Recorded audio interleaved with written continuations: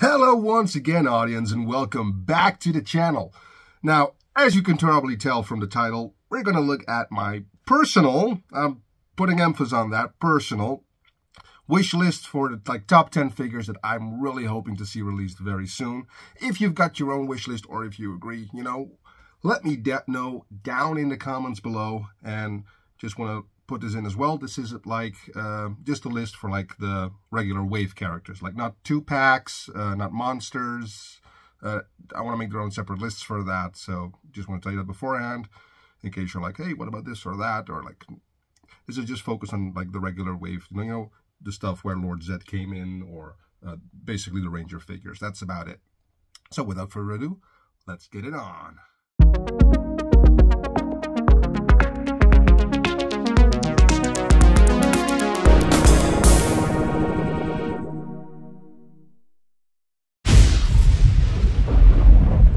Number 10, Xander Bly, the Mystic Force Green Ranger. I know it's not a very popular season, nor do I personally really love the character. I find both the season and the character to be fine, but nothing really stands out to me as exceptional about them. So why is this even on the list? Well, my reason for wanting this character a lot is because one of the best episodes of a season people regard as one of the worst. Yes, I am talking about Once a Ranger, and I would really love to complete that team, because I think they would look absolutely fantastic on the shelf, and that's about it for this character.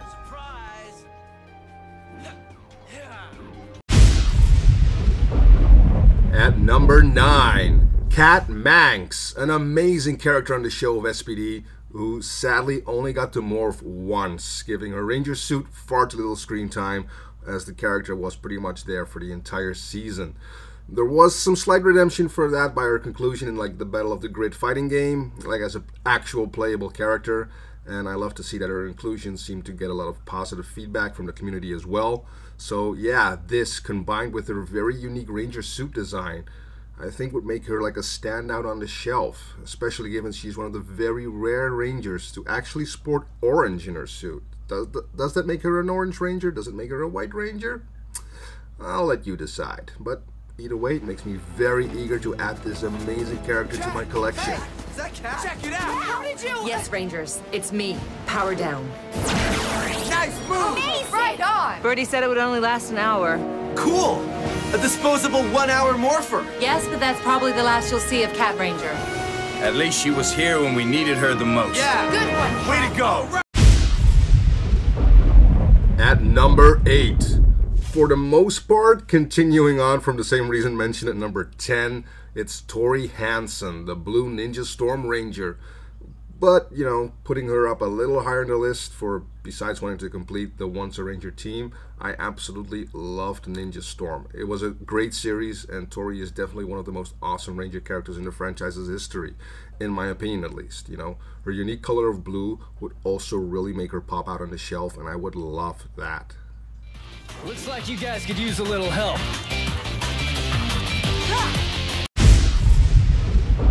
Number 7, Carter Grayson, the Red Lightspeed Ranger. Now, this was the last season I watched as a kid originally, before I started watching Power Rangers at the time.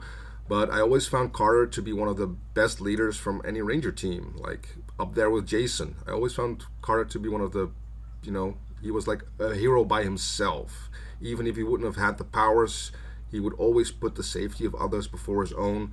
And I really liked his relationship to Captain Mitchell, which was always interesting, as their goals were the same, but their ideals about it were very different. Even though they were striving for the same goal. And furthermore, I do think the suits are also very unique compared to the other Ranger suits of this time, especially in between seasons like Lost Galaxy and Wild Force with the animal motifs. I really like that, so I think this would be an excellent addition. Lightspeed! Rescue!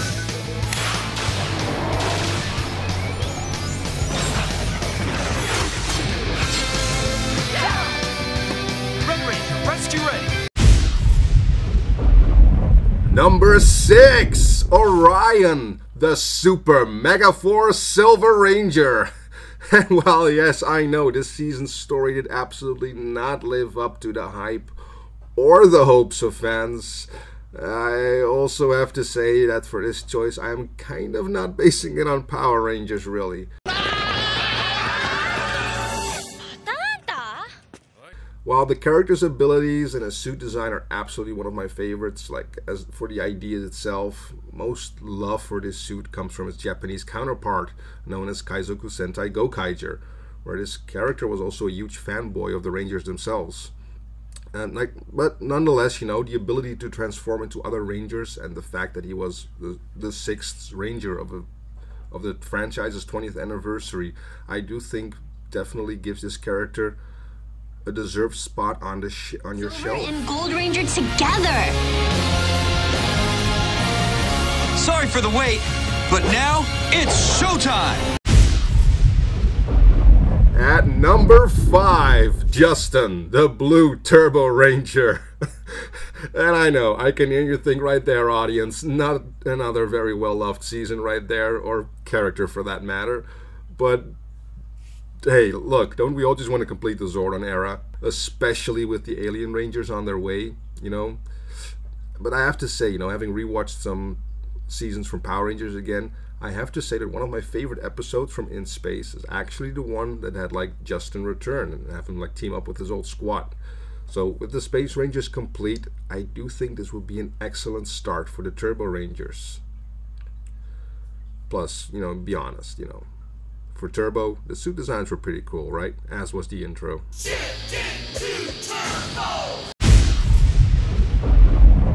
Number 4, Lauren Shiba, the Red Samurai Ranger. To me, yes, I know it's another. I think this is a great standout character in, yes, an otherwise just mediocre season. But I really love the part she played in the Shattered Grid storyline. And while I would love to add characters like, you know, as the Mastodon Sentries and all that sort of thing in this lineup, I think I might save those types of characters for like a video about army builders. And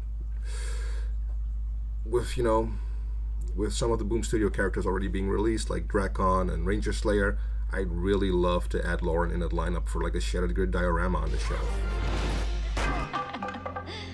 Wow, you're awesome.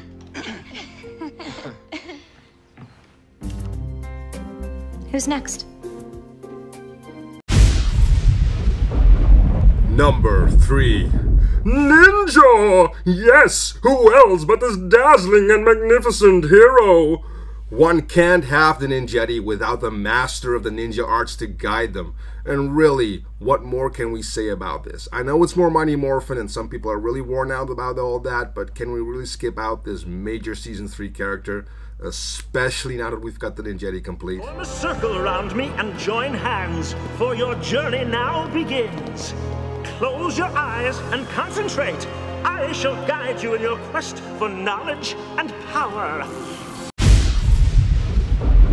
Number 2, and continuing on that Mighty Morphin train, we're gonna get some hate from the audience here, I think. However, hear me out here, Rito Revolto. One of the greatest enemies the Rangers ever faced. He completely trashed them, and he is the one that brought Rita and Zed the Tenga Warriors as, I think, a wedding present. And yes, I know, he then became a total clown, and basically, like, along with Goldar, he became like the villain's version of Balkan Skull for the remainder of Season 3. But nonetheless, he was a favorite character of mine as a kid, and I still love his design. The one thing I fear with Hasbro bringing this out would be if they are actually up to the task of doing the proper paint job for his camo look. Fingers crossed, audience.